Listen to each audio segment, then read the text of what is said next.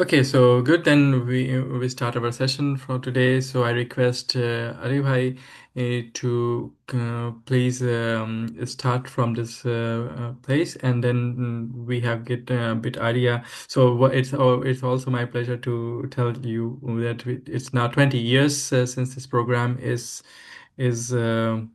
been there, and like a lot of students have been benefited from this. Now I request Ali Bhai to please come up and uh, share us few words. Ji. Assalamu alaikum, everyone.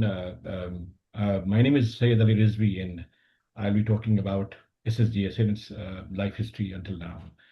So, the Sir Syed Education Society of North America was formed as Sir Syed Education Society of America initially in 2006. At that time, many of us felt there was a lack of information, reliable information, and often misinformation was there on the web for EMU students and scholars and alumni who were trying to pursue higher education at premier universities across the world. To address this need and provide support and guidance and mentorship, Dr. Rehan Bakri, then he was a student, master's student in Boston, Dr. Shadan Ravi, and Dr. Saif Sheikh and myself came together to establish SESA. In 2013, as our work expanded, we changed our name to the Sir Syed Education Society of North America. And while our initial focus in 2006 was the USA, our efforts gradually moved across to North America, to include Canada also, then to Europe, and eventually to students and alumni from EMU to go and pursue higher education across the world, in both supporting the STEM programs and non-STEM applications. Our very first convention was organized, and by the way, if you see a picture right here, this is a picture taken in at the Chicago convention of the Federation of Allied Associations. And in the picture on the extreme left is Dr. Saif Sheikh. Next to him is Dr. Asim Rizvi, who was a visiting student uh, in America. Then the third gentleman there is Rehan Bakri, and then it is me, and then the at the extreme right are two, one boy, one girl, and they are a son and daughter of an EMU alumni in Chicago. This boy is Adam Ahmed, and currently he's running a company in California. And our first convention was basically organized in 2020, and we're very privileged to have Nobel laureate Professor Abhijit Banerjee and Swarab Bhaskar, a Bollywood actress and a humanist and activist, as our keynote speakers. Like any mission of this scale, our journey has been made possible by the generosity and help and commitment of many, many donors. You can change the slide if you want to. And friends. Can you put the second slide if you want to? Yes. Um, and I'm really very grateful to those people, those organizations like the Indian Muslim Relief and Charities based in California, doing immense work, primarily in India, as the name suggests, for relief and charities of during difficult times, and the many, many EMU alumni associations who are members of the Aligarh Alumni Association of North America. They are member of the federation here, and these were Atlanta and Boston and Chicago and Detroit, Texas, Alabama, Washington, D.C., and New York. And with these organizations, either individually in their own capacity, their members, or through their chapters or associations, they supported us with financial resources and countless ways and other forms of assistance.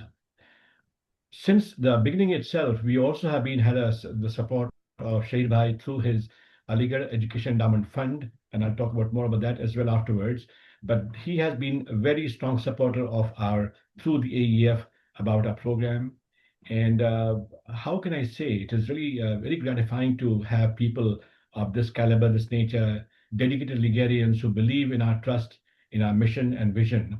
And so what we are today is not because of what we have done, but because of the many shoulders on which we stood and who helped us to do what we are doing right now.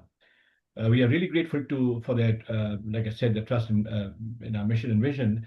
But many of the supporters also serve as mentors over the years, and they share their time and experience and guide countless students as mentors, as friends, as seniors.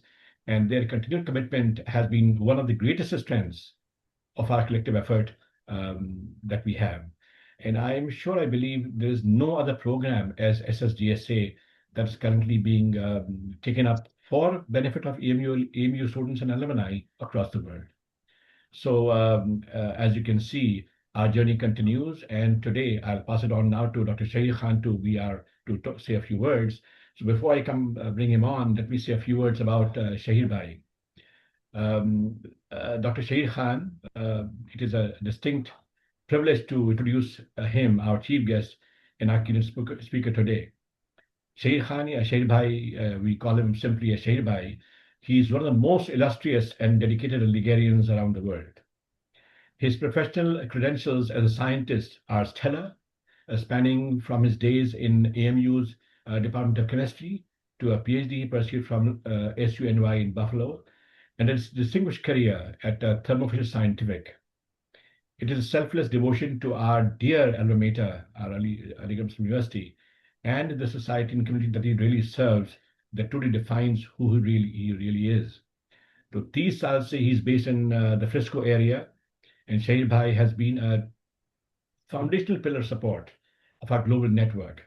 He's a founding member of the AMU Alumni Association of Northern California and the Federation of AMU Alumni Associations, and the creator of the AMU network.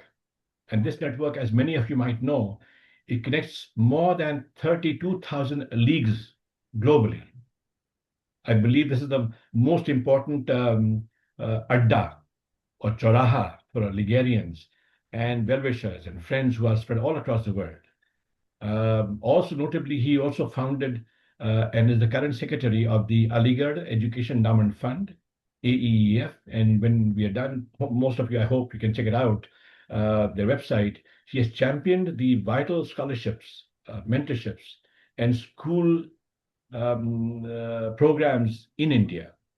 So please, all of you, join me in welcoming our very dear Shahir Bhai, a true champion of the Aligarh spirit. And he, behind the scenes, behind all the white hair that you see, is a very smart, good, charming Aligarian who serves day in, day out for the benefit of AMU and our dear alma mater and its students and alumni. Shahir Bhai, over to you, please. बिस्मिल्लाहिर्रहमानिर्रहीम अस्सलाम वालेकुम। हमारे अली भाई का मसला ये है, एक तो वो अलीगेरियन, दूसरे उनका ताल्लुक लखनऊ से है, और तीसरे जो उनकी मोहब्बत है अपने फेलो अलीग से लिए, तो जब किसी का वो तारुफ कराते हैं तो लगता है किसी और की बात हो रही है। हमारा बहुत बहुत शुक्रिया। I am really honored and privileged to be invited to this event. I have been associated with this organization behind the scene, and I know most of the founders, and have met them, most of them, and also some of the current scholars who live in my area. First of all, I would like to congratulate all 27 scholars who have been selected for this year's SSGA scholarship. Being selected through such a competitive process is a significant achievement and reflects the hard work of all these scholars, their academic excellence, persistence, and the potential. And I wish them all well, that they will succeed in getting admission in good universities. And at the same time, I would like to recognize the dedicated team of the mentors, the alumni, the donors, and volunteers who make this whole thing possible. I mean, what SSGA has accomplished is truly remarkable, and we are honored to be associated with this wonderful organization. As it was said in the intro, today nearly 200 scholars pursuing education in almost 23, 24 countries through this initiative. This is not just a number, it represents the dreams fulfilled, lives transformed, and the continuation of such a dreams and vision of education, empowerment, and global engagement. Every scholar who succeeds to program becomes the part of this family, the growing family of SCGA scholars, and continues the legacy. I mean, it's very, very inspiring to see how a vision that began with a small group of committed people in 2006. Coincidentally, AEF was also founded in 2005, just one year before the founding of this organization.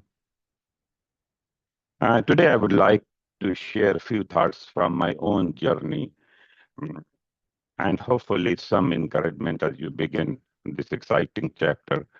And this is directed towards the current selected scholars. I put some random thoughts, so the transition from one thought to the other thought may not be very smooth, but I will share my own journey. So as Ali said in the intro, my journey started from AMU. At that time, we used to have the pre-university, which changed to 10 plus 2 programs. So I came to AMU like everybody else after high school, as about when I was about 15 years old, um, with the high school diploma from UP Board, Hindi medium, a suitcase with some clothes, and a lot of dreams. And I spent 8 wonderful years in Maruchan Court Hostel. Some of you may know it, some of you may have lived there. It's known by another name, but that's the point to be discussed another forum. AMU gave me much more than education. It gave me the confidence, lifelong friendship, values, and sense of belonging to an institution. At that time, I could have never imagined that one day I will pursue education, higher education in Canada, and earn a PhD from US and spend more than um, 30 years at a biotechnology company and make some contribution in innovations, and my very modest contribution in the Human Genome Project, which was something, one of the revolution in addition to internet and all those things. The human genome is one of those things which we have seen in our lifetime. So life often takes you much further than what you can imagine, and that is my first message to all of you, that never limit your dreams. Many talented students underestimate themselves. They look up at top universities and they say, oh, this is for the elite class and it's not for us. So that's not the case. You can achieve whatever you dream for it. And these universities are not for elite class. Anybody with good academic record and some mentorship can enter those universities. So never limit your dreams. I came from a relatively small city in UP. Again, English was not my first language.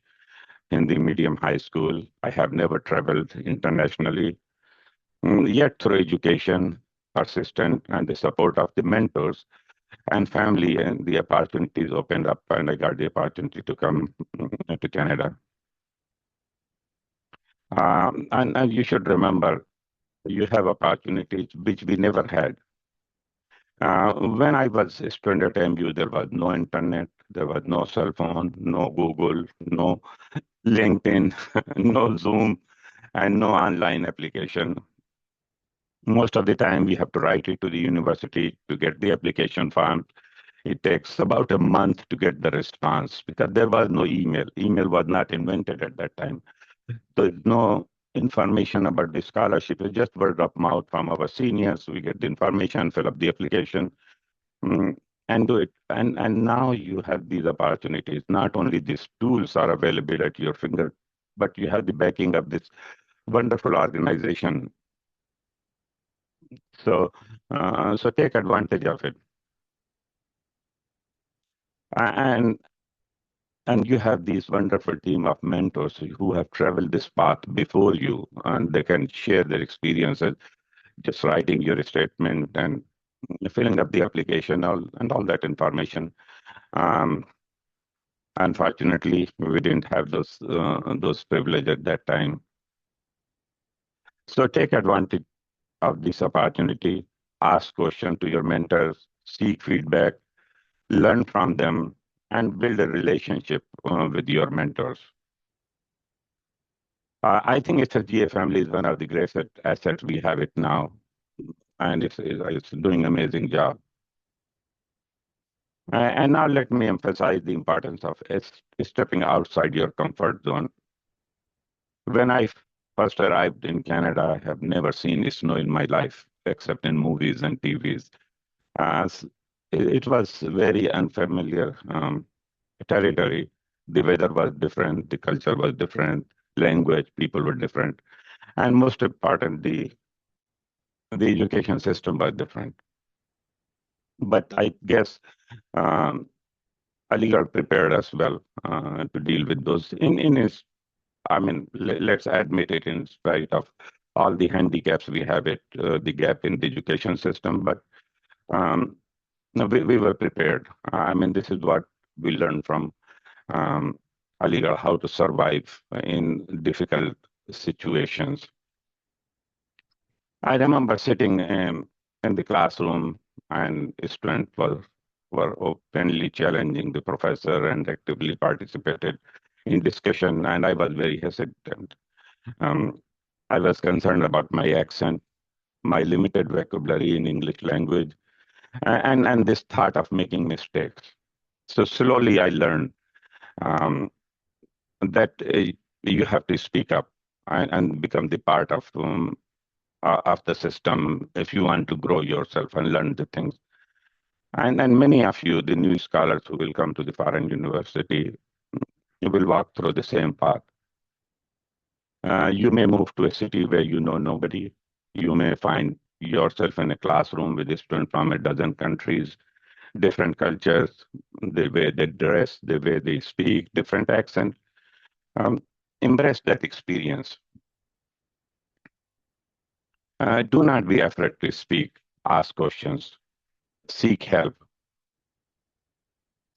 Another point I want to emphasize is learning from rejections. None of us got admitted to the first university where we applied or the scholarship we applied for. So be prepared for rejection. That's the part of the process. Um, and you will learn from it. But at the end of the day, if you are persistent, you will succeed.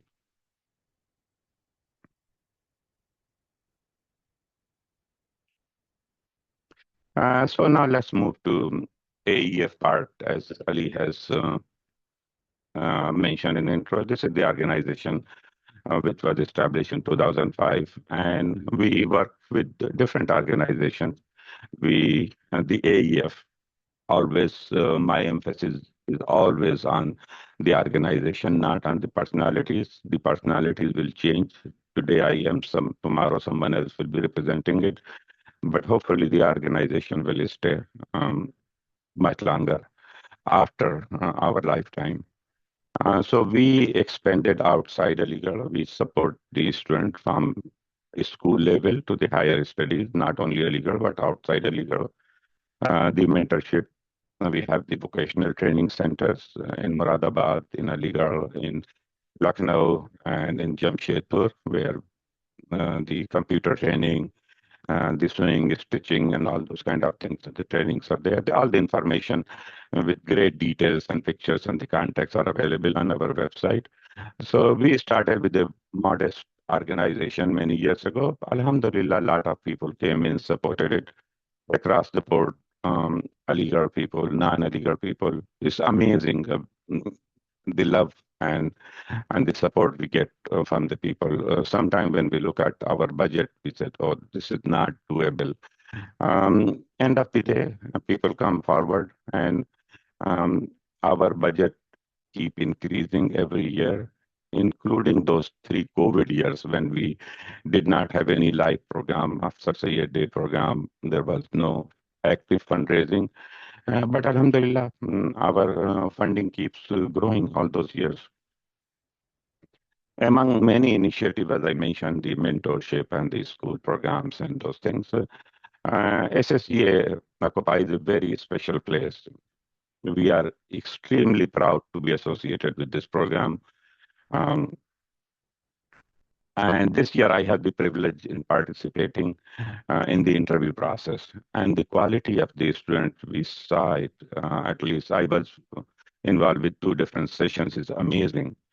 The way they represent themselves, the way they speak, their presentations, their academic credentials is amazing. We wish we can support every single one of them who appeared for interview. But again, SSGA and the people who support the SSGA program, there's always limitations. So unfortunately, all of them cannot be financially supported, but my understanding is they can still be part of the mentorship program and benefit from this organization. So I think this is our collective responsibility, both the donor organization, the individuals, and the SSGA to come up with the resources and to take care of all these selected 27 scholarship. And inshallah, I think working together, we'll be able to do it. हमारी तो reputation इतनी खराब है, जब sir Syed day का मौका आता है और बच्चे जब देखते हैं काली शेरवानी के साथ स्टेज पे, तो वो अपने पेरेंट्स से पूछते हैं, अब्बा ये वही अंकल हैं काली शेरवानी में जो आके चंदा मांगेंगे यहाँ? Ramzan most people don't pick up my phone, phone करें तो वो समझते हैं कि पैसे मांगने के लिए फोन आएगा. लेकिन I mean jokes aside, it's amazing support. Every person I have reached out, 99% people have supported it. And the 1% who don't support it, they have their legitimate reasons not to be supporting that particular year. So it's amazing, the support. So inshallah, working together, we can take care of these students, and hopefully this will grow. I think given the talent we have, the quality of student coming in for the SGU program, I think it will be shame on us that we cannot take care of that financial part of it. So we have to work extra hard to take care of, inshallah, in the future. This program should grow more than 27. I mean, again, the money is not the only part. It takes a lot of effort to have these interview panels and the selection, the application process. So hopefully this will grow in time, and we can do it. So the other point is, in the hustle bustle of achieving success, we often overlook at a very critical point, that is the character, which always matters. And who will come to the to the Western countries, you will see by and large, in spite of the fact whatever we read in the media and the wars and whatnot, the people are very honest and very, they have very high ethical standards. So don't believe what you see, don't be discouraged what you see and read on these wars and whatnot, what we are seeing it. But the people, I mean, my experience both living in Canada and US, the Americans and the Canadians are nice people. They are very supportive. And you will have, when you come here, you will have really good time and good experience interacting with them. But you have to remember that you have to be honest with them. People remember whether you keep your word. People remember how you treat others with the courtesy and respect. So these are the values sometimes we miss back home in our countries. But these are the part, the courtesy and the respect and the values and the honesty, the part of the Western culture. So this is something I encourage that you pay attention on your um, character building when you come here. Work hard, stay humble, don't let the success get to your head. So stay grounded, humble. That's the way we should act no matter where we are. Now let's move something different. Let's touch on something for which we feel very proud. The power of AMU family. As Ali said, we have been since 1998. We started this AMU network. Alhamdulillah, it has grown to almost 32,000 people. Initially, it was on Yahoo Group. Yahoo Group abandoned that platform, so we moved to Google. This is the again something which we didn't have when we were coming here. Um, Now, Alhamdulillah, with this vast network, in spite of all the human weaknesses we have it, including us, the elites, one thing uh, we have is the love for each other, especially for elites and our alma maters. So those of you who are coming the first time in the new city, new state, new country, we have the network we can match with the people. And if those of you who are the part of this network, I've seen the people often post the messages they are going to conferences to France and other places in Europe and Australia, and they put one message and they get 10 responses that the people are willing to help. So um, don't be afraid that you will be going to a new country. Once all your admission process, everything is finalized, we'll make every effort to match you with the local people who can do some basic things, help you finding the accommodation. Most likely, someone will volunteer to come and pick you from the airport, take you to your dorms or wherever you will be staying, and help you out. So that is something you can count on this growing family of Aligarh. Um, and this is, as I said, we have a lot of weaknesses, but this is our strong point being a leader, that we are always there for each other. So this is something when you get to that stage, we will take care of you. So finally, let me conclude because you have a big agenda, and both myself and Ali have to run to another meeting. I will keep this open and log in from my cell phone for the other meeting. So I will be watching because there's a lot of things for me to learn when we talk about the application process. And so my message in concluding remarks that the dream big, and this is directed towards these 27 newly selected scholars. Work hard, again, stay humble, be resilient, believe in yourself. I never forget that students from AMU have succeeded at some of the finest universities, research institutions, and organizations in the world, and there is no reason that you will not succeed. Um, so, when say if I have a very modest academic background, but when I look at it, and I tell the younger people, I says, if I can succeed it, you will succeed it. Um, One of my teachers, my favorite teachers, uh, who some of you may have heard it, Professor Shahabuddin Saab of chemistry, who often used to say, if अगर कोई non-academic काम करवाना हो तो खान साहब से राब्ता कायम करो. So that was my reputation at Healthcare. Um, so once again, congratulations to all the successful candidates. We will be there.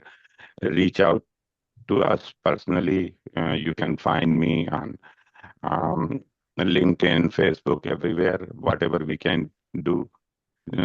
The organization is there to help you with the application process. But once you get admissions and you are entering the new city, new country, let us know and we'll try to help you find the match for you, the people who will take care of you. And I guess that's all I have to say. So once again, thank you for inviting me to this wonderful event. Allah Hafiz, AMG Zindabad.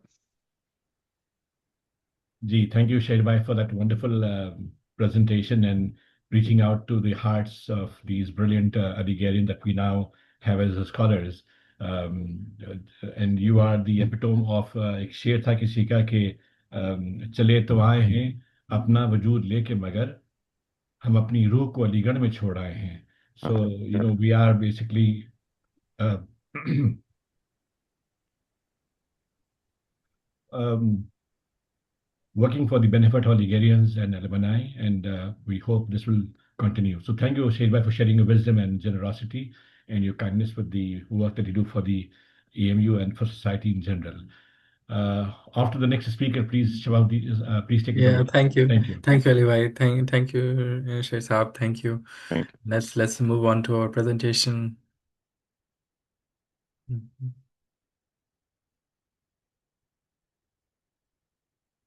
So I hope the presentation is back to normal as uh, l- we saw it last time. So okay, so um, so SSGSA Scholar have you see it's we have global footprint.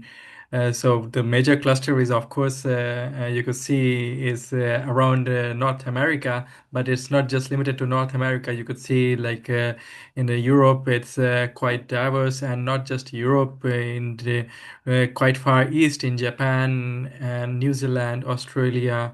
SSGSA scholars are spread everywhere. So, as according to the list updated I have from the last week, we have successfully mentored 193 plus students. So that is like we have they have secured admits. So we have confirmed admit from them, and they are in more than 150 universities and covering across 24 unique countries. So that's really good. And on the right side, you could see is how's the graph looking like, the difference, like number of students who were applying in the year, and how was the success. And we could see that in these years, the success rate is getting much better. So that's very good. And if we look at the academic footprint, you could see there students, the scholars from SSGSA are really diversely, like in the terms of the universities, you could see from John Hopkins, University of Illinois, and myself from the University of Düsseldorf, haha, who were here. And there is like a lot of universities you could see, and this is limited. So if I will go on updating, so this slide should fill up. So yeah, there is like we have a quite diverse background now. And in terms of the corporate footprint, you could see like the SSG scholars are placed at a different number of companies, Dell, Honda, Apple, of course, Google, and there are like, of course, this list is also needs to be quite, it will have more number of logos over there if we again get it update. And then yeah, it's really a lot of scholars are being placed globally in different corporate sectors. So what SSGSA offers is four things. So first is the one-on-one mentorship, and then the next important component is financial assistance, and there is networking involved and application support. So in one-to-one mentoring, with the help of mentor, each student is supposed to design a personalized plan for their graduate application, and then the mentor is evaluating monthly progress. So this meeting should be like more than once in a month. But as chairs, we ask the mentorship team to give us update about how's it going every month, and then the points like about the standardized test, GRE, TOEFL is also addressed in this mentoring, and university application. Of course, other questions related to application is covered in this mentoring. For the financial assistance, SSGSA covers either GRE or GMAT examination, or either TOEFL or IELTS examination. This is covered as part of financial assistance. And then we also we pay for the university application fee for 5 graduate programs. And sometimes when we see depending on mentor, we also go for WES evaluation. That is for the for the getting the credentials evaluated for your application. But these all process, the financial assistance is processed via mentor. But yeah, finance team will be there soon to elaborate on this. So of course in SSGSA we also focus on networking. So I think many, like 95% of the new scholars have joined our new WhatsApp group. So there they can interact also. And I think we also shared with of each students, of each scholars, their email address. So I think we have to treat as a family. The competition is with the external world, not amongst us. So it will be good idea to interact with each other. And also we interact with senior members also, and we have different WhatsApp groups where we can interact and ask for support and help. So that is part of the networking. And as part of the application support, we also provide preparatory materials for standardized tests. For example, at the moment, we give preparation material for GRE, and then uh, that is something is available for students. And then we also help in reviewing the application, finalizing them. So for the application support, we also do see these webinars. Our communication and webinar team is also there, who will talk about this, what we do, what webinars we conduct to help you prepare your resume for effective or successful application. And then this is something new. So like from a couple of years, we have this revised SSGSA policy, and we need to tell you here because this is important for your scholarship. We have in the beginning we have 3 to 4 month probation period, and that is like the date is started from the day when we announce the results. The first email when you received some a couple of weeks ago. Uh, so uh, from that day, the scholarship is commenced, but still we have 3 to 4 months probation period. And this period, we will look into how you are active in the program. So the review consists, but is not limited to creation of university application timeline with assignmenters. So the mentorship team is already in the process of finalizing individual mentors for each of you, for each of the scholars. And then they will contact you, pair you with the mentors, and you will come to know soon, maybe next week.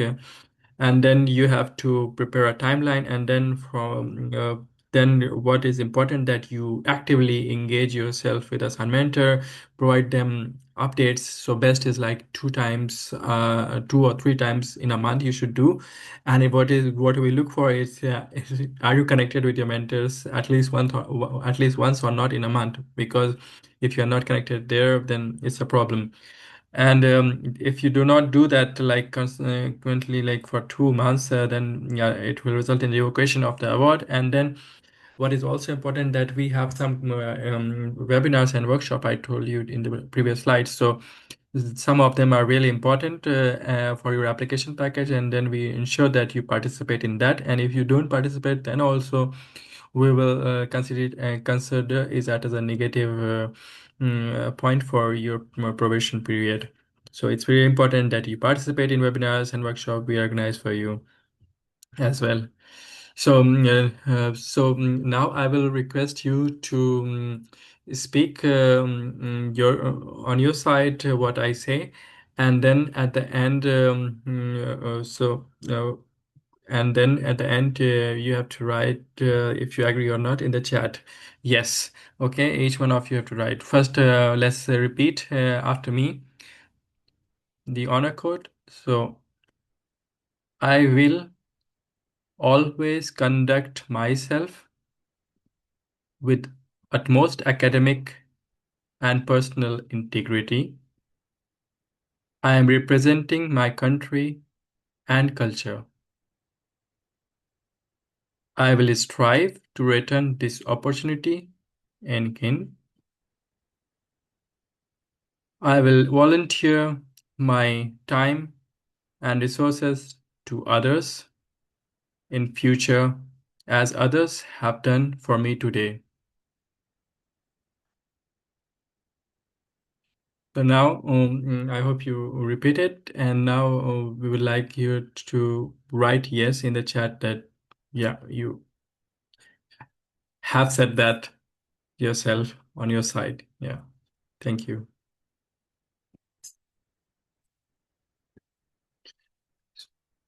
So with this, now I pass on to mentorship team, who is led. The mentorship team is led by Faisal, uh, Faisal Wani. So he's there. Uh, uh, Faisal, over to you. You can start now. So he's So, leading the mentorship team, and you could always redirect your questions to his email address uh, when you have questions there. So, Faisal, please to you. Thank you. thank you, Sababai. Assalamu alaikum, and welcome everyone to SSGSA and making it to the final list. So, my name is Faisal. I'm a 2018 SSGSA scholar. I did my BSc in geology in Aligarh Muslim University. Then I went to France for my master's in photonics and eventually ended up in London for my PhD. I'm currently writing my thesis. So, over the next like 10 to 15 minutes, I will walk you through the timeline. And it's extremely important you make notes and basically internalize what we should be doing over the next 4 to 5 months, which are extremely critical. So, like in June, you will be allotted mentors, as Sababai said. I guess by the next week, you should have your mentor. You should be in touch with your mentors, and then once you are put in touch with them, it's extremely important for you to basically make a plan what you will be doing over the next 4 or 5 years. And if you are applying to US universities or the Canadian universities or any university that requires you to write a GRE, it's extremely important to start preparing for this exam as soon as possible. So what we want is basically start preparing for GRE in June and in parallelly prepare for TOEFL or IELTS as well. And by September, you should have already written like 3 to 4 practice tests, have scored at least like 310, 315, or whatever the minimum requirement is. And then by October, we want you to basically appear in the actual GRE test, actual TOEFL test, so that by the end of October or first week of November, you already have your test scores. And once you appear in these tests, what we want you to do is, in the meantime, you need to work on your CV, on your SOP, and similarly go to the professors, go to your supervisors, and arrange your recommendation letters, right? And then in November, most of the application forms are open. In UK, in some universities, they begin by October only. But if you want to be considered for scholarships in most of the US universities, if I'm not mistaken, the deadline is either 1st December or 15th of December. So the point here again is to prepare as early as possible so you don't miss deadlines. And then once you complete your applications by March or April, the results are announced. And hopefully all of you who apply should have offers, hopefully fully funded. And then by May or June, once you have basically sorted all the things with the university, you have recommendation letters, you apply for a visa, go to interviews. And again, if you apply in some universities, what happens is they have multiple deadlines. So if the first deadline is on 15th of December, the other might be after 2 months. But what happens is if you manage to apply in the first deadline, you will receive your offer, say by the end of March, then you will have a few months to apply for a visa. But if you apply for like later deadlines, you might receive your outcome by the end of say June. Then you won't have enough time to apply for your visas and start your program in time, right? So what we want you to do is basically you should have applied for your visas by the end of May or June, and then in July, what we will do is we have SSGSA scholars, I guess, in most of the countries you will be going to.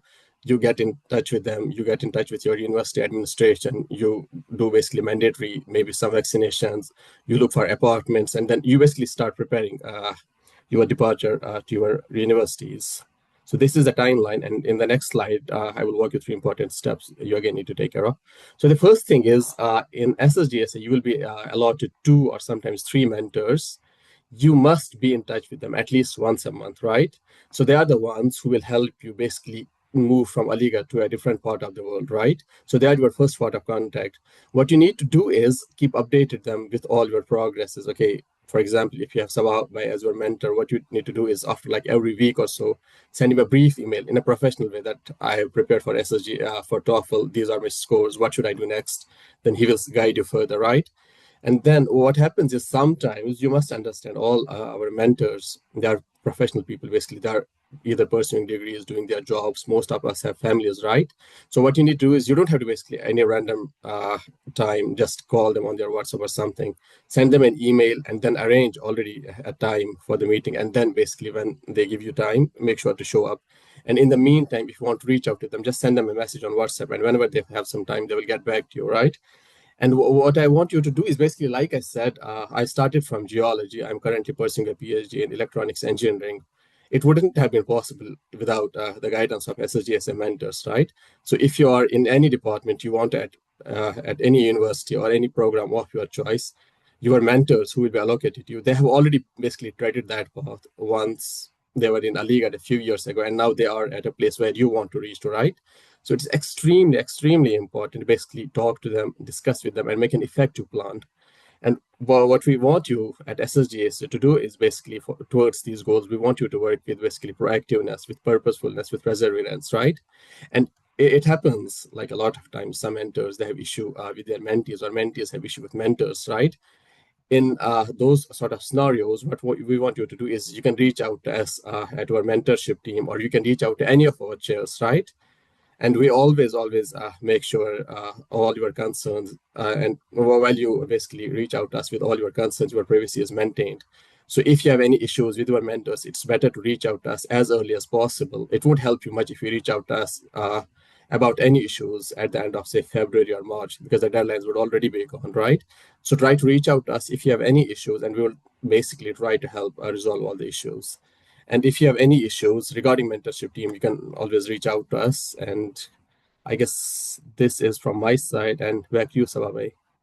Thank you very much. I think then we have the finance team here. So, Mohi, please go ahead for the information from finance team side. Please, Mohi.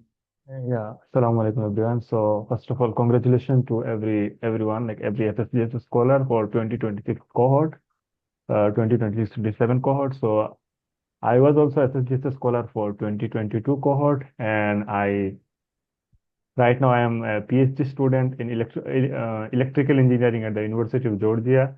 So back in MU, I did my undergrad and master's in physics. Then after coming to UGA, my university, I switched to electrical engineering because my research was in optical sciences. So right now I'm doing that. So it's a brief introduction of myself. So I'm also part of the SSGSA finance team. So you would be like in communication with me for multiple times over your like over the period of this year.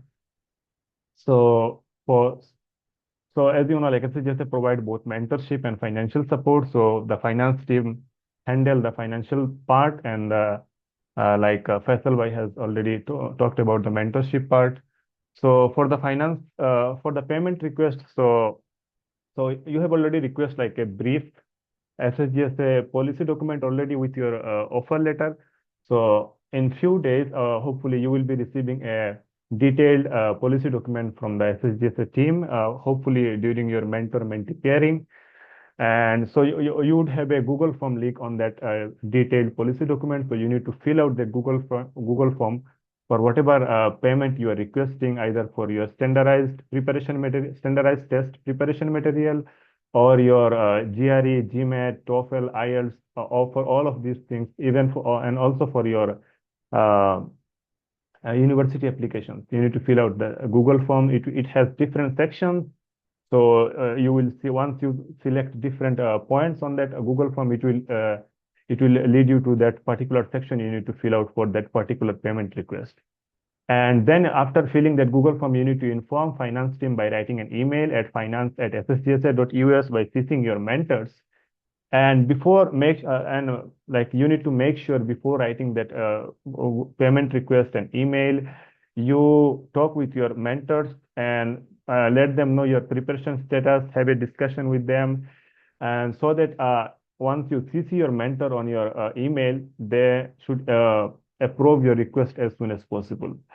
And once your mentor approves that request, allow finance team 5 to 7 days time to process that request, because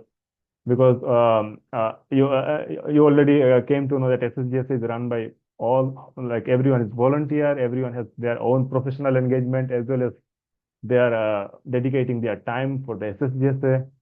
So we need time to process that, and also we receive multiple requests over that time. Like we have like 27 SSGSA scholar.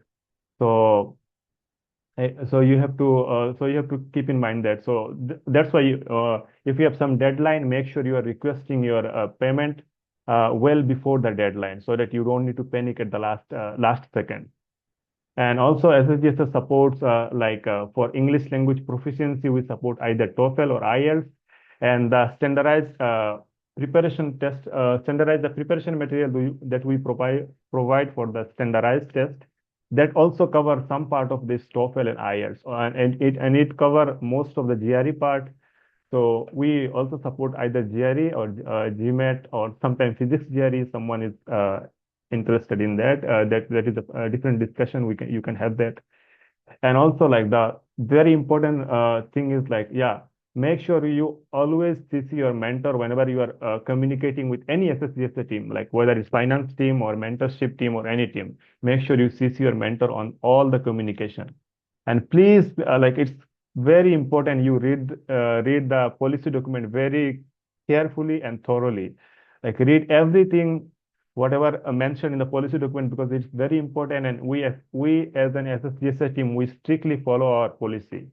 So it has like different requirement for different standardized tests. Like, for example, before requesting for the TOEFL or GRE, you have to write some practice test. And for practice test, we have also linked what are the like standardized like website or standardized platform from where you can take your practice test. So this time we have updated that, and I hope you have received that on your offer letter. And for GRE, the minimum practice test should be 310 for your payment request to be approved. And for TOEFL, it's 95. For IELTS, it's 6.5 aggregated. So keep these things in mind, and also go through the whole, like, again, I'm repeating that, please read the whole policy document, like, thoroughly, understand everything. If you have any questions, reach out to us, like either finance team or mentorship team. We would be happy to help you. And also, like, I request all the mentors, also whoever would be the mentor, please also please also like go through the policy document, so that like all of us are in the same page.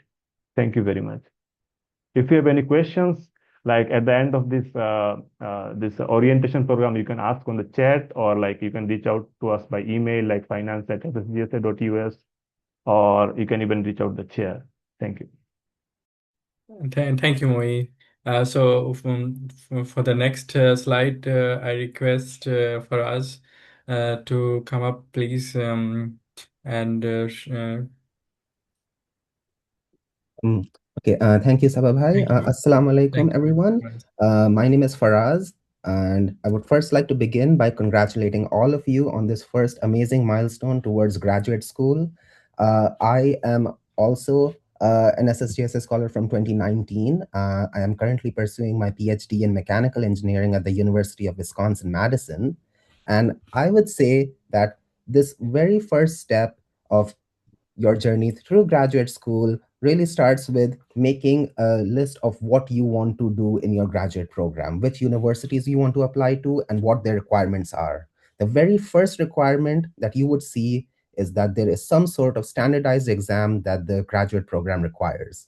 Either this is the GRE or the TOEFL or IELTS, and something that which you can start doing right now, if you haven't already, is just browsing through what are the requirements of the programs that you are interested in.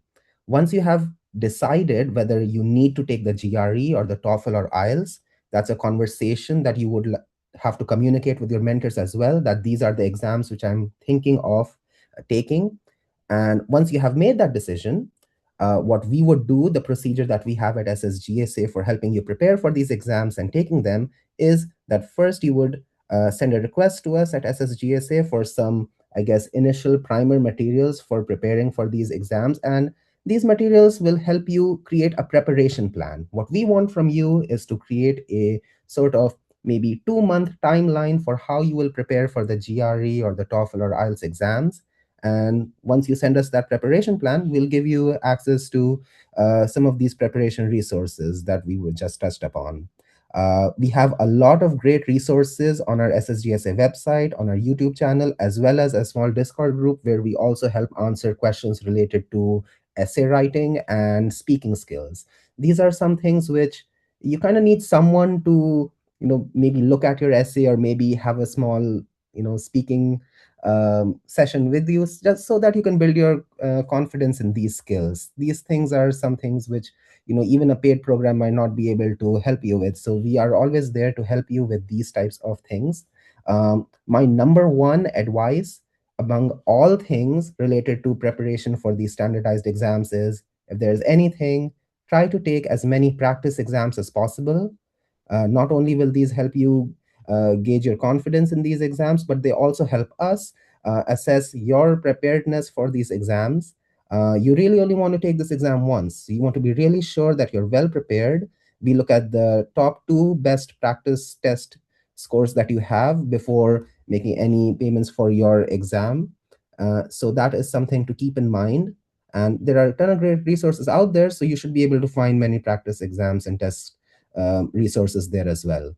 If you have any questions, feel free to reach out to me or through the SSGSA contact email as well, and then we will try to get back to you as soon as possible for how we can help you prepare for these exams. June, July, and August, these are the prime time to prepare for these exams. I would say a 2-month timeline is good enough so that you can take these exams well in advance, somewhere around September, as we touched in the timeline, and so that you can focus on your other aspects of your application, such as your SOPs and your letters of recommendation later on. That's pretty much it from me. And again, congratulations to everyone on joining SSGSA.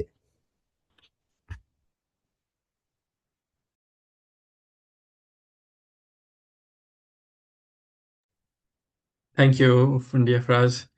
So one thing I wanted to add on, like you can also, if you have questions, you can direct it to also to Faraz, because he was one of the top scorers of GRE in the SSGSA family. So if you have some questions or something opening up for GRE, you can directly write to him also. So now I would like to invite Hari Satari to please share us with some information on SSGSA webinars and workshops. And yeah, like, Thank you, Sabha.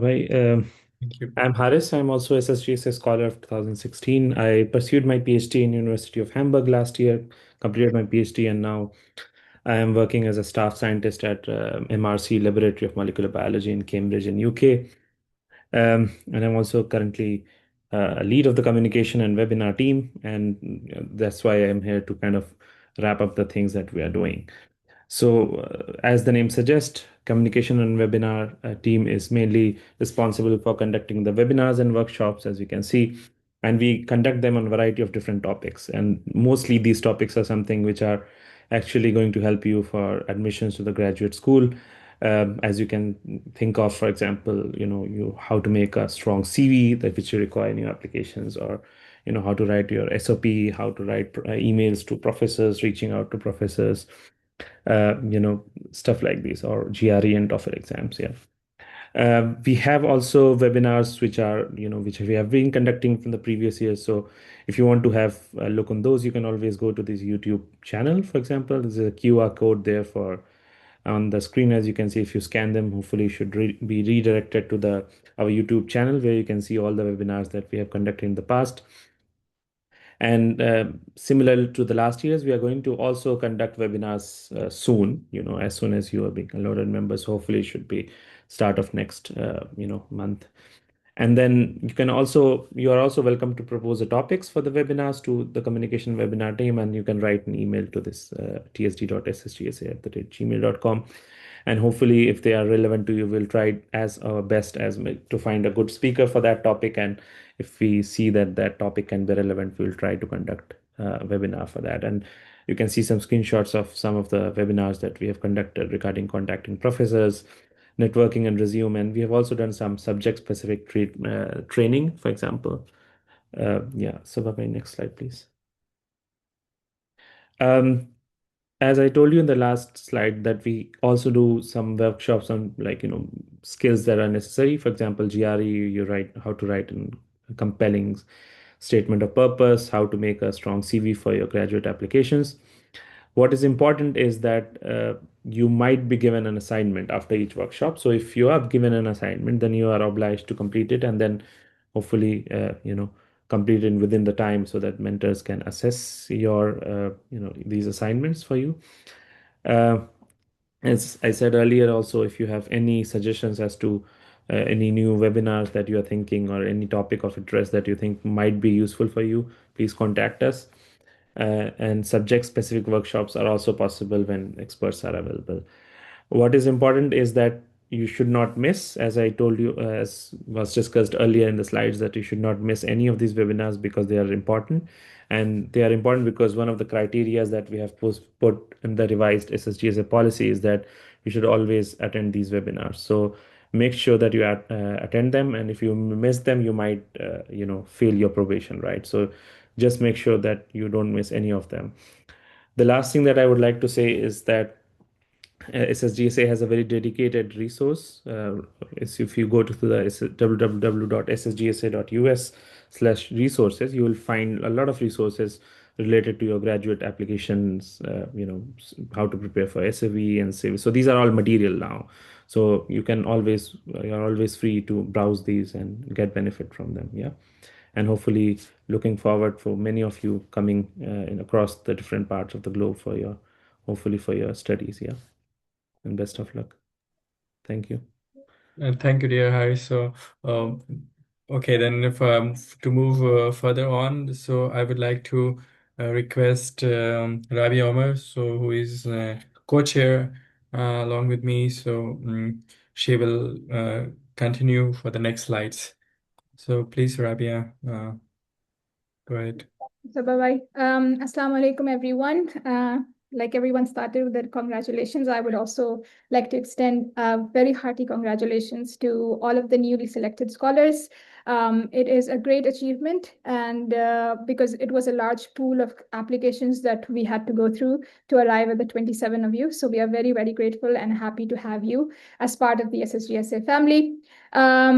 This slide is basically the testament of the work that SSGSA does. We've had 27 scholars previous year as well, and this is to highlight their achievement. On this slide, we have 8 candidates, 8 scholars who have successfully completed their scholarship year and received admits from different parts of the world.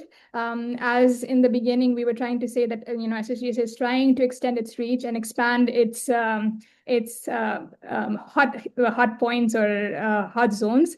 We have admits from Germany, United Kingdom, USA, as well as Canada, and these are just a few of them. Few of those who have already got their admits. There are plenty of scholars from the pool from last year that is still waiting to hear back. And given that it is a difficult time in the education sector across the world, this is an incredible feat in their favor. If we can move to the next slide, Sababai. And we are grateful that we have two of these scholars available with us. I would like to introduce you to the success story number 192, which has a name attached to it. She's called Sadka Khatun. She has achieved or secured admission in Bachelor's of Civil Law from Oxford University in United Kingdom. She has had multiple acceptance letters, and these are the universities she received those acceptance letters from, but she will be joining Oxford University in the next academic year. I would like to invite Sadka Khatun to share her story and her experience that she had being part of this program, and facing the challenges and making sure that the motivation is constant throughout the year. So Satka, please. Assalamu alaikum, everyone. Thank you so much for giving me the opportunity to share my experience to the new cohort. And also, I would like to congratulate to the new cohort for making it a success. So, like, as already my introduction part is done, so I would come to the point that in my case, having a roadmap was very important. Like, how will I proceed in the following years? As I was applying for Rhodes Scholarship, which starts in the month of June, so I already had CV, interim transcript, personal and academic statements reaching to referee for references by July itself. The only thing which I needed was IELTS, which IELTS for my application. Rest, all the part was done by me. Like I prepared by July, everything was done except IELTS. So for the IELTS, like it was my summer break, June and July. So what I did was I did no internship, no publication. Rather, I utilized that time for the preparation of IELTS. And like my aim was to get it done before joining back to my college. So by August, I like did my IELTS part as well. So as for the college, my dream college was Oxford. Like it was my manifestation, my prayer, my everything, my hope. Like I gave my 4 years in preparation for the Oxford. Like I remember sharing this experience, like one of my on a call to my mentor Rehan sir, and I clearly said, "Sir, this is my aim. Like this is the college where I'm dreaming for, and please do like I'm going to do everything possible to make it a success." So my mentors have been very helpful throughout my application process, Rehan sir and Muhammad Irfan sir. So yeah, as for the colleges, like I said, ki my main college was Oxford, but SSGSA will fund for the 5 colleges. So what I did was I like searched top 5 colleges in my field law on the World QS based ranking, except US for many reasons like political instability and my personal choice. So what I did was I selected all the top colleges, and then after getting done by IELTS, and also I did all the research thing, like the going through the requirements, rank of the colleges, modules, funding option, preparing the list, the entire thing. So what I did was I maintained the diary for each colleges, and I like mentioned everything, what is needed, what are the requirements of each particular college. As I was being very ahead in my application, as by August itself, I was done with my everything. The only thing was required was working on the application. One thing more, like in my case, publication was the game changer. My CGPA was 7.98 on the scale of 10. And when I'm applying for Oxford, like the academic requirement is a lot. Like people compete at 9. So I have heard a lot from many people that there is very less chance of getting like you getting admitted in Oxford. But I had some other major factors which played a major role in getting me selected. So, like, what I did, 2 colleges, Oxford and LSE, were my main 2 colleges in my list. So, what I did, I searched I searched the platforms where I could get to work with them. So, what I did, as I said, the publication was my major inclination, like one of the main factor for me being selected. So what I did, I tried every possible bit to get my work published at Oxford and LSE, because this gonna help me in writing my statement of purpose. Look, I got like I have already published my work at Oxford, and I have already engaged with professors over there. So while writing my statement of purpose, that could be a brownie point for me, because there is one section in SOP that they ask you why that particular college. So we are not going to say okay, that college ranks 2 or 1, so that is the reason why I'm applying there for the exposure. No, they already know ki they are the top colleges. We need to show ki we are that capable candidate. We have already engaged with their platforms. We have already published our work. We have already like what I did was a publication thing. Then I tried to reaching faculties over there, looking for their like what they have published in their in something relevant to my field. And while writing my SOP, I tried to correlate. Ki, see, I have published this, and I would like to expand my research, or I would like to do my dissertation in this particular thing, working with this professors. So that is something we need to work on. Like we need to really thoroughly work on in our application, and especially in the personal statements.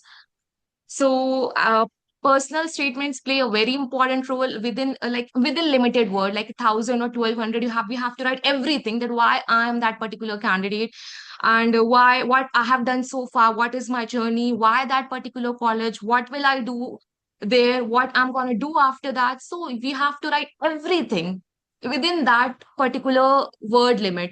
So one has to, like, it's better to start as early as possible, because we get time to talk, we get time to review it. We ourselves review it like 10 to 20 times, and then we ask other people, those who have already reached there, then our mentors, to review it, and we get a lot of like revision. That is the key to to the successful or most perfect statement of purpose. Then it in CVs, as it is generally suggested that keep it very short and crisp, like 2 to 3 pages is generally the standard. But in my case, I kept it 4, because my publication itself was like in 1 to 1.5 pages, and everything was relevant. There, like what I want to say, if you have relevant things, if you have that quality plus quantity, and it aligns with your goal, so it's better to keep it, because I personally did it. It was my experience. It was a thing which I kept in my mind. So my CV was a 4 page. So yeah, this was the thing. And application starts in the month of September and October. My advice is to be fully prepared beforehand. Like, as the SSGSA team has given the timeline, I would say it's better to be before that. To be prepare for everything, because you will get the time to work on your application, your SOPs more and more.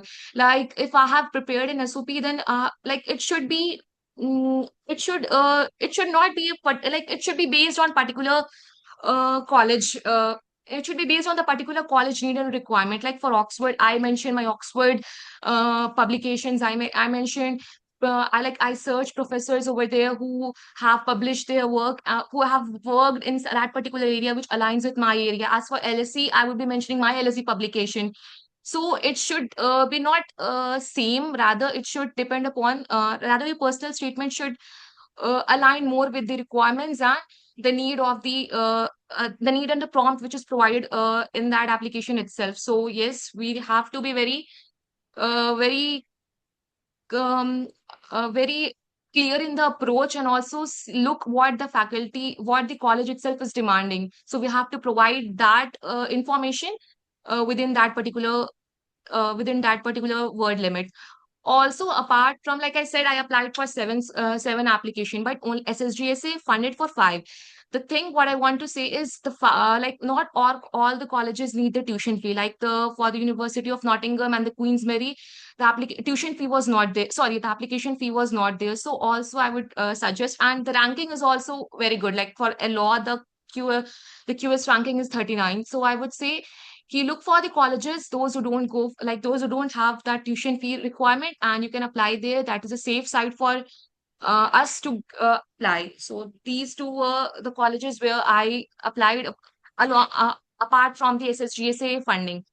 So also apply for Commonwealth Master Scholarship, Shared Scholarship, Rhodes, Erasmus, INLAX, Fulbright, Chevening, whatever suits your interest. Like there are some of the scholarships which bid the courses as like Commonwealth Shared Scholarship and Erasmus Mundus. They are not the college based, but they are highly reputed. So always search, and there is no harm in applying there. What if you get the opportunity and you get admitted over there? So this is one of my suggestion, I would say. And uh, the other thing, as I already said, customize your statement with every college. Do research what that they have, what that college has to offer to you. Then professors who have already published and something. Then build your own story that aligns with that particular college. The key suggestions which I have, that at the earliest you need to have your passport. Then only you can go for your IELTS, TOEFL exam. So passport is very important. Talk to your referees and keep track of them, because in many a times you yours the referees they will upload the reference letter. So it's better to be in contact with them, and especially in our faculty in AMU, being connected to them through email and WhatsApp is not that easy. So it's better to talk to them in person and let them know the timelines. That would really be helpful in the smooth application process.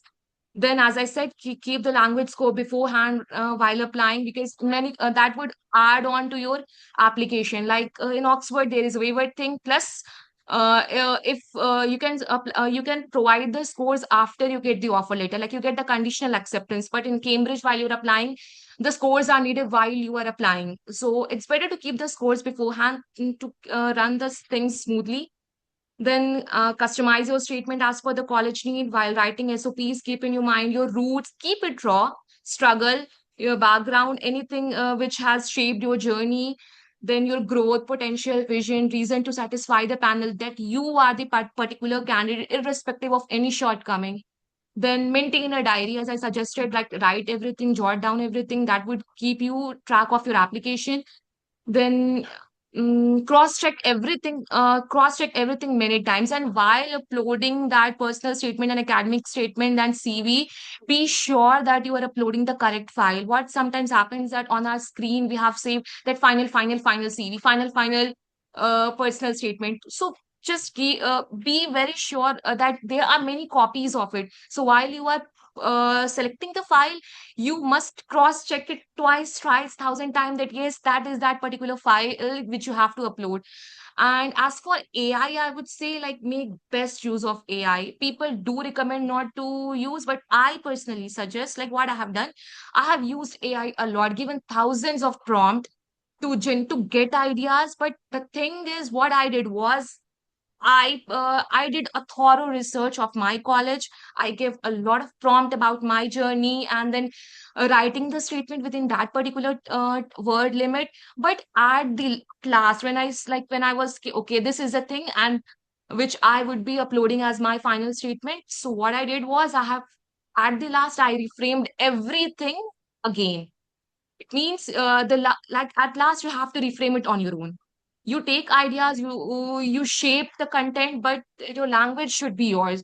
Because many times they will screen it and your application will be just be rejected because the AI is 100% AI written. That's your story. You have put everything is your own, but you have just used that AI thing, so that could be detrimental to your application. So it's my personal suggestion, use AI as much as you can, but your story should be raw. At the end, you need to reframe it so in your own language. So, and at the very last thing, like which like this was a thing which I did and many candidates do, but I find myself fortunate enough because I believe prayers work. Like since my second year, I started Tahajjud and prayers. Ki Allah, please, Oxford. So my manifestation, my hope, my prayer, like everything, I did what was possible, what I could do, what I have done in my fourth year, like building my CV, doing everything. But unless or until Allah's mercy and His kun ki that yes, okay, so, that wo dua kabul ho jana. So I believe in prayers, and my tawakkul, my tahajjud has been my the most secret weapon in my application. So this was my story. And if you have any question, you can reach out to me. If you need any help with the statements, well, I'm not that experienced person, but I can suggest, I can share mine. So yeah. And I also feel very happy that two of the law candidates are here, and I'm really looking forward if I could be of any help to them. Thank you. Thank you, Satka. Thank you for sharing your journey and the lessons you learned along the way. I could almost feel all the passion and dedication that you had towards securing this admission. It's a great, great achievement, and I hope that it is only the beginning of the successes that follow. Next up, we have our success story number 193. He's called Nasif Hussain. He is also a scholar from 2025-26 batch, and he has received PhD program admission in biochemistry and biophysics from Texas A&M University in United States of America. This is an absolutely amazing achievement given the circumstances that we live in today with the shrinking funding to the education programs. This is an incredible feat, and congratulations, Nasif. And I would like to request him to share words of wisdom and also the lessons that he learned along the way so that they can be inspirational for the incoming scholars. Nasif, please. Assalamu alaikum, everyone. My name is Nasir, and I did my bachelor's and my in biochemistry from AMU, and then my master's in biotechnology from AMU. So, like, I would like to speak on like how SSGSA played a role in my application process. So what SSGSA offers in terms of the financial benefits, of course, it's a big boost for anyone because you don't have that financial burden on the back of your mind because this whole application process, it is costly if you're doing it by yourself. But more importantly, the mentorship thing, that I guess for me personally was the biggest boost in my whole application cycle because I feel like this whole application cycle, this whole like journey is like close to a year. And like since many of us are recently either master's graduates or bachelor's graduates, we see that around the same time the people around us, like our friends and all, they're like cracking all of these entrances in India, the CSIRs and the gates, and they're taking admissions in great universities in India as well. But you're sitting there hoping that okay, by next year maybe I might also get a PhD somewhere abroad. But the pressure is there, and I feel like it's so important that you maintain a good relationship with your mentors because they've been through this personally and they've been guiding students. I feel like you have to be in touch with your mentors. So for whatever times you're feeling doubtful or you're having doubts, your mentors are going to be the people that are going to help you the most. And during even when I was writing my SOP, well, initially I thought that writing an SOP is not going to be that big of a deal. I mean, I'll introduce myself, give a bit of my backstory and why I want to study. But I went through about 30, 35 iterations of my SOP when I was discussing it with my mentors. So that takes like the relationship between your mentors and is very important according to me personally. And then I would also say that mm,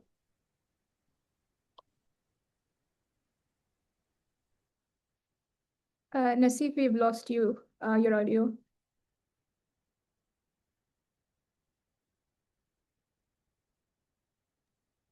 I think probably he lost his connection, maybe because I don't Yes. see.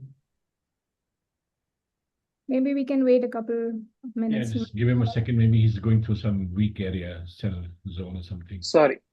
Oh, So my net was stopped working.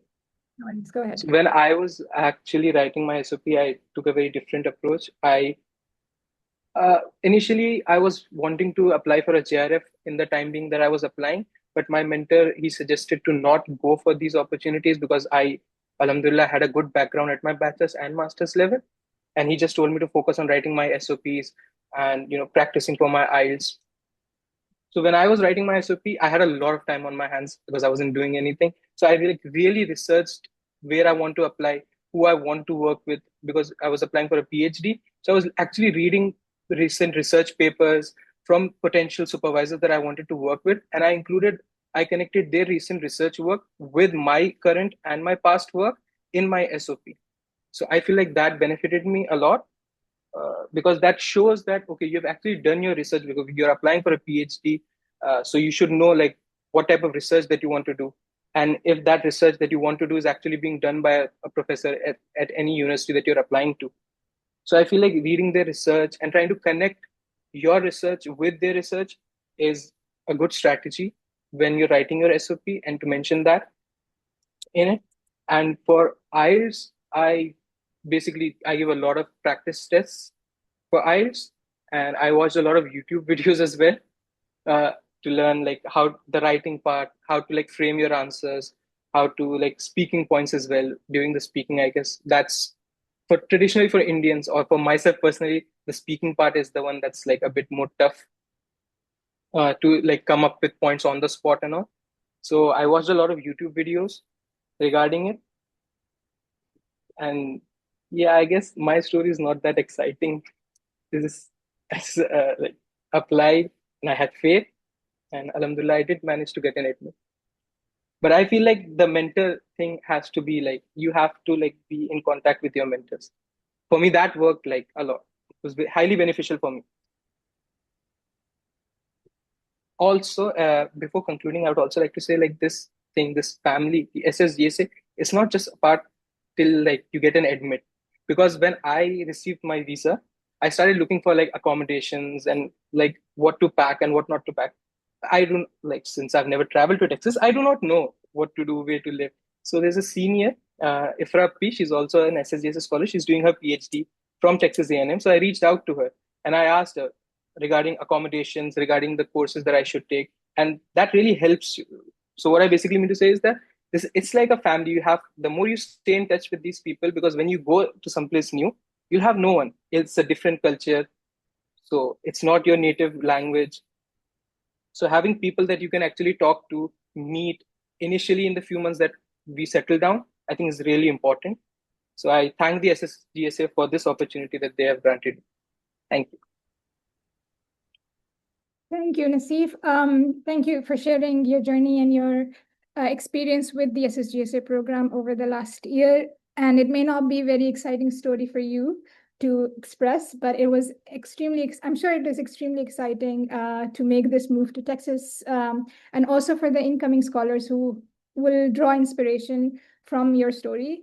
And I, on behalf of the SSGSA, the complete SSGSA family, wish you all the very best.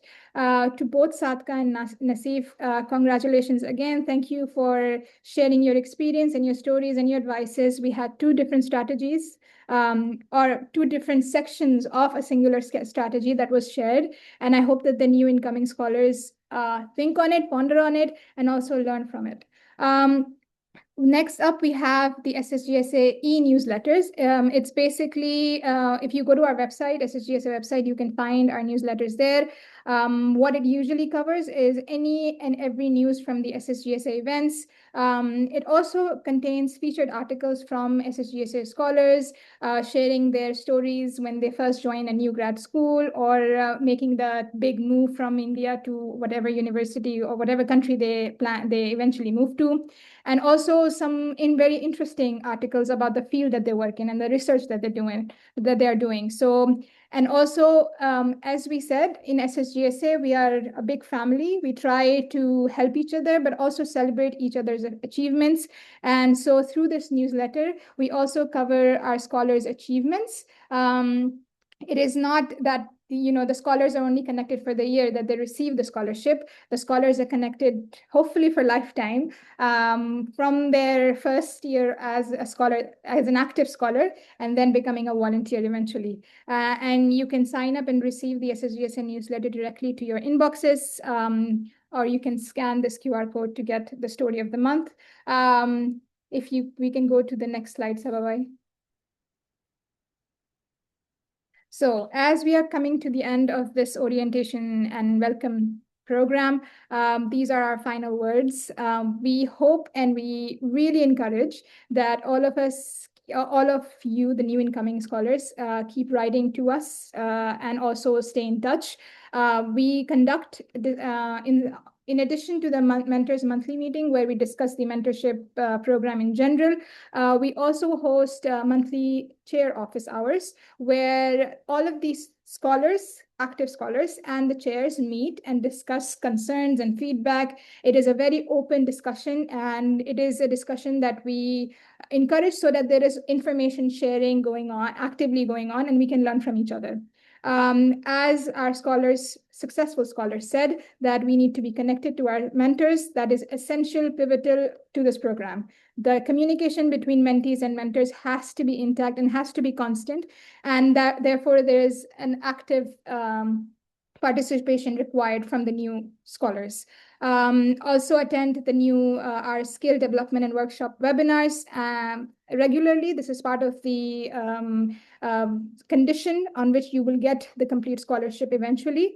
And please share your updates and stories with us all the time. We listen and we read all of the emails that you share with us. We share it amongst ourselves who are not scholars but volunteers, and we celebrate not to you but within ourselves. We celebrate all of your updates.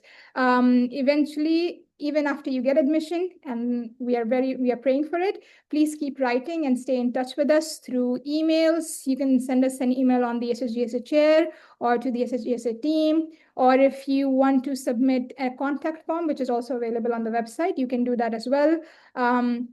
But the key thing is to stay in contact and maintain that communication line. This year, next year, all of the years coming ahead.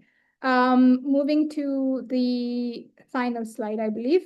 speaking of communication, we have SSGSA active on multiple social media platforms as entertainment and information, everything is converging to one point, and this is this social media pool. We try to keep ourselves relevant over there, and so all of our updates and stories are shared on these different platforms. You can, go ahead, click on the links and see our content and hopefully learn from it in the coming year. And that, I think, is the final slide for today. We are now opening our question Q&A session. So if there are any questions that the scholars have, feel free to unmute yourself. If you want to share your concerns, do that too. And we have some very learned people who have joined us today, and I'm sure they'll be able to answer you. So don't be scared to unmute yourself and share your question, or raise your hand if you want to go in more of an ordered way, whichever way you prefer.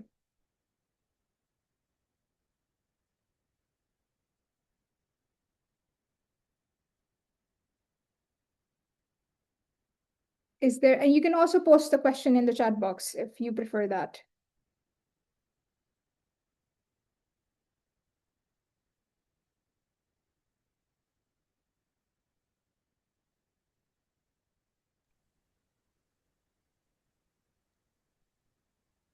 Seems like the orientation are pretty comprehensive. They don't have any question. Yeah, that's a good sign. I see no questions either on the chat. I don't see any raised hands, so I'm assuming that there are no questions indeed. So if it's okay, we have a question from Tuba about the mentor's assignment. When will that happen? And when will the mentees know?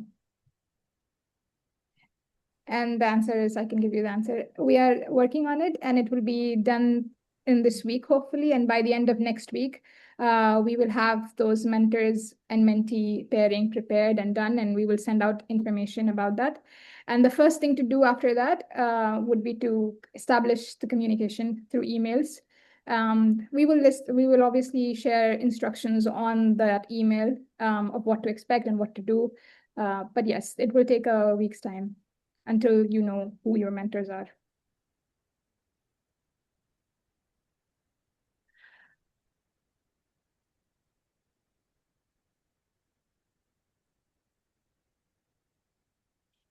Okay, Mohsin Wasim has a question. If I receive a fully funded scholarship, would SSGSA also provide assistance and guidance throughout the application and admission process?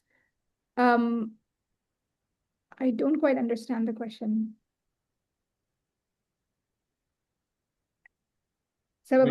Yeah, brief answer to that is basically that yes, we will have your back, come what may, during the process, before the process, after the process. So it's not a 2 year or 1 year mentorship.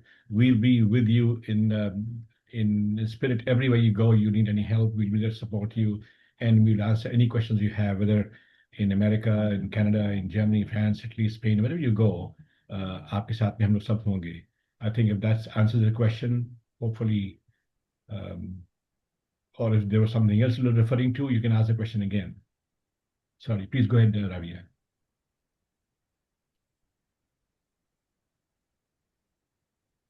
I hope that answered your question, Mohsin Wasim. If not, you can unmute yourself, or you can also email us if you prefer that. We will reply there as well.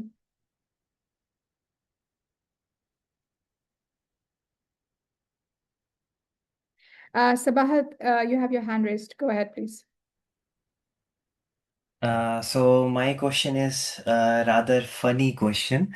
I saw in the map that you have a scholar in Japan. So I am in Japan right now. So I would like to know who is it? If you have some data, like if that's possible. Sababai, do we know the name? No, I cannot say that. I don't Yeah, know. we will send you, in case you're interested, we'll send you the information of the SSGSA awardee in Japan. Yeah, sure. I think we Yeah, can that'd figure be out great that. thing. Yeah. We can check. We can check He in the can teach us list. some We should Japanese definitely also. have some. Yeah, we can definitely check Thank you. in the database. Yeah. So since you were asking a funny question, do you eat sushi there or you eat nahari kulche there? I'm always looking for a restaurant who can put this amount of spice that I want. And no, unfortunately, I did not like sushi. But in Japanese cuisine, I do like yakisoba. If you ever get a chance, you should try that. So you learn to cook, and when you come to Japan, you can feed us. Um, uh, Ravi, there's a question from somebody else. I think Laiba has a question. Yeah. Yes, we have a question in the chat box from Laiba. Her question is for PhD applications. What is the best way to communicate to a supervisor? She's tried mailing them, but she hasn't received any reply. So the best way of communicating with the potential supervisor, I suppose. Can I answer this question, I think? Yes, fine. Go. So actually, the thing is you have to make sure there is some sort of overlap between what you are planning to do and what the professor is actually doing. And what happens in most of the cases, we do expect a lot of things from our supervisor, like funding and all those things. But you have to make it basically this value proposition. If I am writing to a supervisor, what am I bringing to the table, right? If there are 10 applicants with different skills and one of the student is basically highly skilled in what the professor is actually doing in that lab, right? So the professor is genuinely going to reply to that student instead of like 9 other students. So you have to basically treat it as an equation. And some common mistakes, what we do is we write long essays in the emails. Nobody reads them, basically in like 2, 3, 4 bullet points. Try to summarize what you are good at, what you are planning to do in the future, and how these do reconcile with what the professor is actually doing. And a lot of times, professors, they receive like hundreds of emails every single day. So don't be discouraged. Keep applying to different supervisors, and you should hopefully get some response. If that answers the question, I think. Thank you, There, Faisal. there is one hand from Samia, but before we go to Samia, I have one more thing to add. So when you write an email to professors or like potential supervisors, the best time is to write them on Monday morning. You can schedule like all the mailing service have this schedule option. You can schedule so that the email arrive in their working time. So the worst day is like to write them on Friday.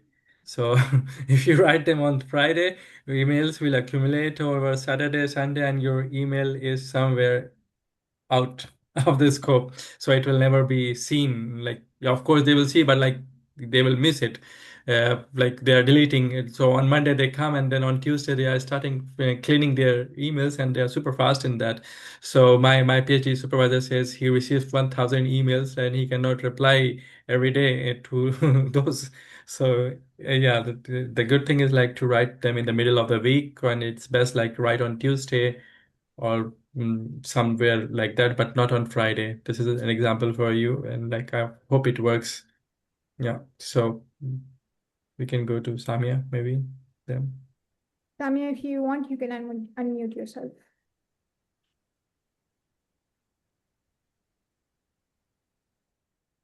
Comprehensive, I would say, presentation. Samia, your audio is a little weak. If you can bring the mic closer to your closer to you so that you can speak and we can hear you properly. Am I audible now? Yes, yes. Yes. So, Assalamu alaikum. Myself, Samia Naz, and I congratulate all my fellow SSGSA scholar for this year, and also the team for such a comprehensive orientation presentation. My question actually was that will we be assisted upon writing our research proposals when we like reach out to professors, because now some professors expect us to have a research proposal when we approach them for a position in their lab. So will we be helped regarding that? Because I'm assuming a research proposal is something that is very specific to your field, and for someone to assist upon that, will it be possible? I will let either Ali Bhai or Sabah Bhai to answer that question because they will be in a better place to. I'm sorry, I missed it. Can you say it once more again, please? The question you had? She basically asked if she is working on a research proposal, and not an SOP, but a research proposal, which is more focused on the work she's hoping to do. Will she be getting any help or guidance in that regard, which requires a little bit of knowledge about the field that she is researching. She's planning to research. Her mentor will be able to discuss this, and her mentor will be the best person because what we do, when we are pairing the mentor, we try to put the mentors from the same field we pair. So I think a mentor should be able to help with. But if that is not the case, I think she can always write to us. Our mentorship team, and then mentorship team can connect to other person in other person within SSGSA family who can help. But I think as part of the mentorship plan, I think this is something we consider also, because that is also part of application process. Yeah, to add to what Udina said, you do have mentors who are from your field. I mean, they have done this kind of work from before, so they will be able to help you, not write it for you, but they'll be able to guide you and support you. So it'll be your idea, your thoughts. They can enhance them, they can refine them, they can help you work on those. Yes, you will get that help from your mentors as well. I hope that answered your question, Samia. Yes. Thank you. We have a question from the chat box from Abul Kalam, and he is I lost it. Yeah, here it is. Basically, he's asking that he's applied to multiple PhD programs, and he has secured until the interview round. However, the preferred candidates have a master's degree in the set program. So he's basically asking what he can do to improve his chances in securing a fully funded PhD position directly after completing his bachelor's. I think I can answer that. Like so I come also from life science background. So what really professors are looking into is like if you have publications, and publications not from any journal. Like what is important that the publication, the journal where your work is published is coming from like which has a good reputation. So when you publish your work, you have to be also careful where it is going to be published. So there are lists of journals like I think Scopus is a place where you could check your journal if it's listed or not. And then also because you are from the same background, I can tell like when you are reading papers, you can see which papers are published related to your interest in which journal. And I think if you could publish in good journal, it's a good to have a publication in your profile. So if you have a publication profile, if you have some lab experience, I think that is going to give you a boost in your application. If you don't want to do masters, of course, if you have a masters, then it is a plus point because then you have more technical details in your experiments, I guess. So I hope that helps and answers your question.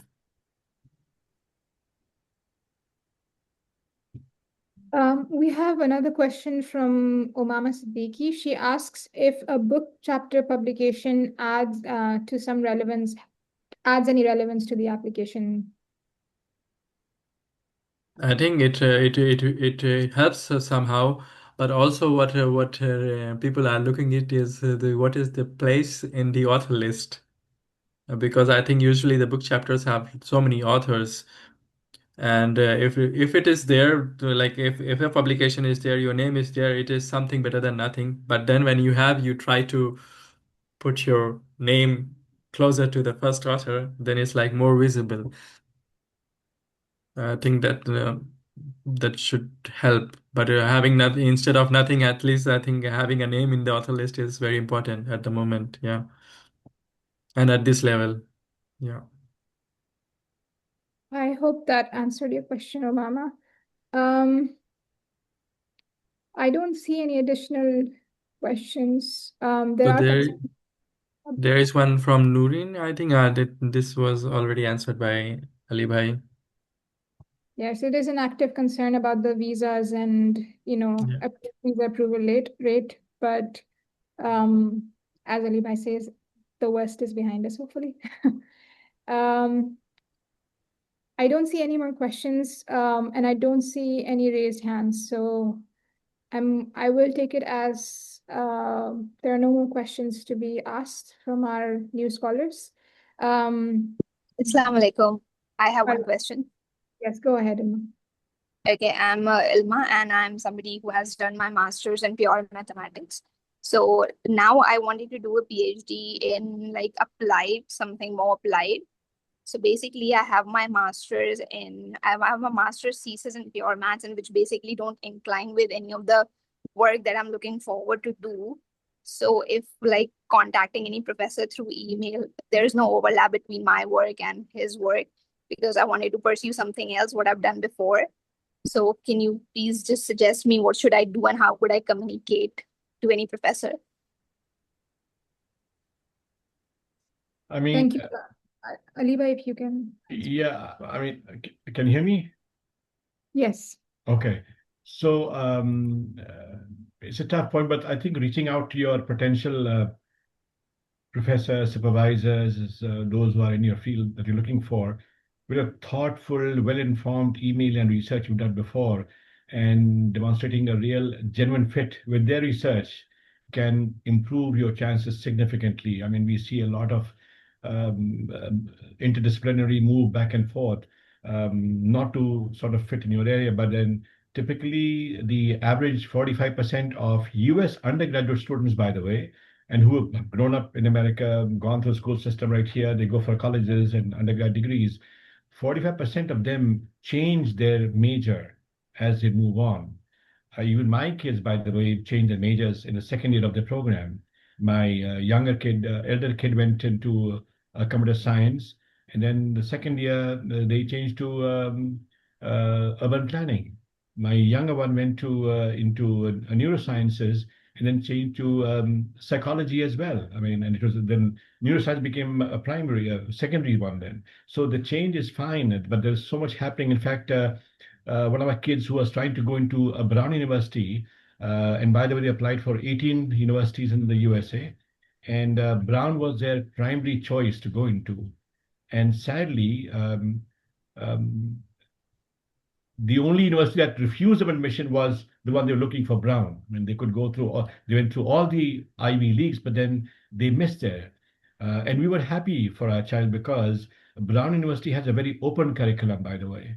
And many kids, if you look at their history, if you go and do a Google search, they sort of get lost in trying to doing, I can do this, I can do that, I can do this, I can do that. So many kids sort of get lost in the huge offerings that Brown offers. Other universities have got a stronger curriculum. And I'm talking about the undergrads. What I'm saying is that if you have a well informed, thought out email that you can write the genuine fit with the research, that can improve your chances of them sort of at least listening to what you're saying. I hope this answers the question. Yes, sir. Thank you. Thank you, Ali Bhai.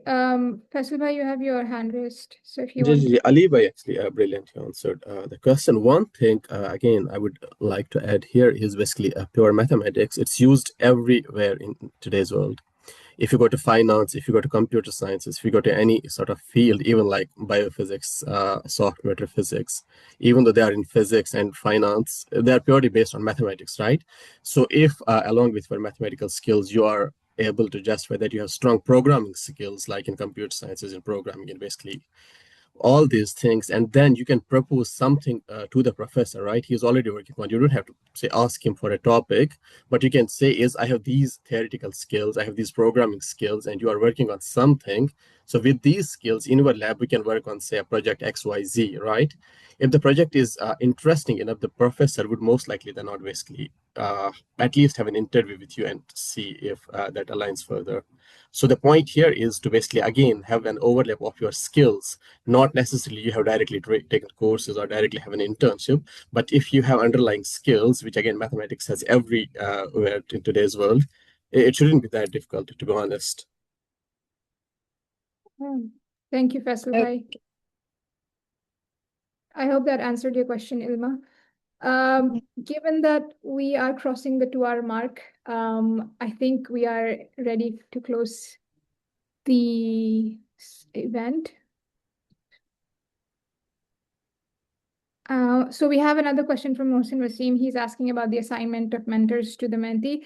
It is, we try our best to match the fields between the mentees and the mentors. And Faisal Bhai has replied to that question.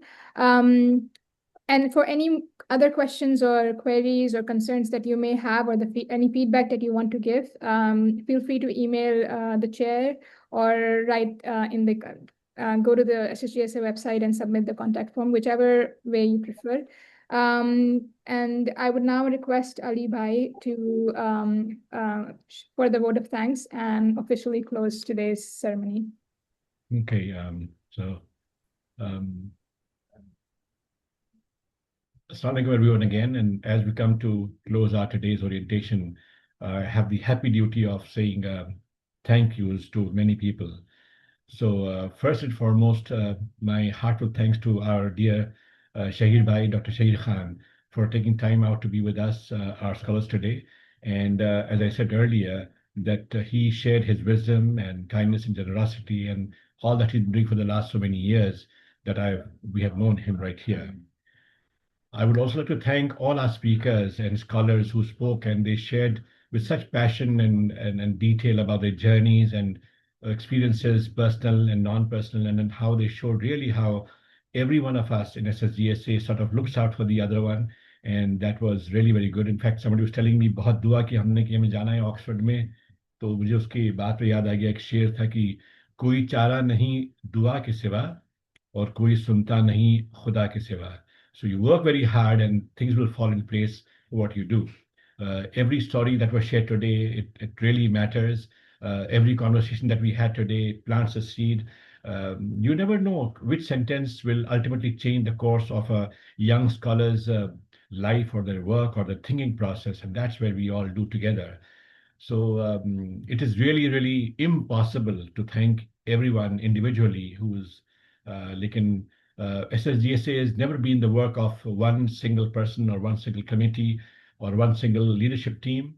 What SSGSA has done has been built over years and years by countless volunteers and mentors and reviewers, interviewers, donors, very important, our alumni, faculty members, scholars, and well-wishers. And they have all given quietly behind the scenes. They've given their time without expecting any recognition for themselves. Many have moved on to other responsibilities, and many continue to serve behind the scenes. But every one of them has left an imprint on this organization. And जो आज का हमारा सबक था, it was most importantly to our new awardees. Let me join everybody else before me who said to you, congratulations. You all have earned your place not through any jugaad, really, but through sheer hard work and really merit. Every single of you is the brightest of the bright that we have from EMU. But as many mentioned also, today is not the destination. It is, should I say, just the beginning of a responsibility that each one of you carries to move on to the values of Aligarh Muslim University with humility and with integrity and with kindness. Stay curious, ask questions, stay connected. Like I often tell people who sort of talk to me is your network is your net worth. So remember that always. Jahan par bhi hai, be aware. And when your turn comes, when you'll get the help you need, but when your turn comes, please remember to reach back and help someone else who needs your knowledge, your wisdom, your resources. And that is how our family has grown. And that is how the vision of Sir Syed Ahmad Khan continues to live in the hearts of everybody around the world. And to all those who joined from different parts of India and also from Middle East, Europe, North America, from the West Coast, like Shahid Bhai has, your being here sends how important it is that we as a family continue to have the faith in this work and keep on supporting other people. In the very end, again, SSGSA is much more than a scholarship. It is a community, it is mentorship, it is a friendship we carry, it is hope that we have, and above all, it is a collective belief that when one student succeeds, an entire generation is inspired. And we are lucky as Algerians to have that huge amount of love and affection for every student, every alumni from AMU to support them. So may Allah bless all our scholars and all those who continue to serve and support and guide others who are less privileged or do not have, who are not in the know of things. And with this, I'll end and say, Khuda Hafiz, Jai Hind, and may the legacy of our very dear, the elder the Sasir Ahmad Khan, um, continue to guide us and support us and inspire all of us to keep on helping ourselves, our families, our students, our alumni, our society, and of course, our community. Thank you, everybody. And again, keep your questions coming to the team, like everybody said earlier. And thanks to, I'll just name two people, our co-chairs today, both Sabahuddin and Rabia, for being an excellent co-leaders of our organization. Thank you and Khuda Hafiz.